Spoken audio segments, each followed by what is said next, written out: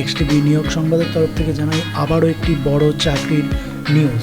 West Bengal health ডিপার্টমেন্টে মোট 5018টি পদে স্টাফ নার্স নিয়োগ করা হবে।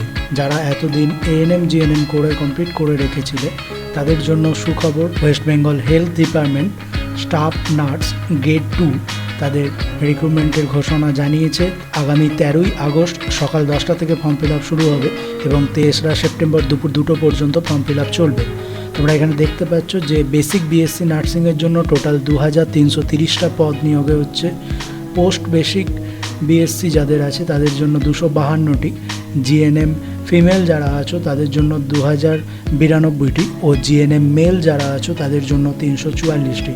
তাই প্রত্যেকে তৈরি থাকো, খুব শীঘ্রই ফর্ম ফিল আপ শুরু হবে। আগামী 13 তারিখ থেকে ফর্ম ফিল আপ শুরু হবে। ওয়েবসাইট হচ্ছে www.hrb.wb.gov.in। এইরকম নিয়োগ সংক্রান্ত সমস্ত খবর পেতে আমাদের এই চ্যানেলটাকে সাবস্ক্রাইব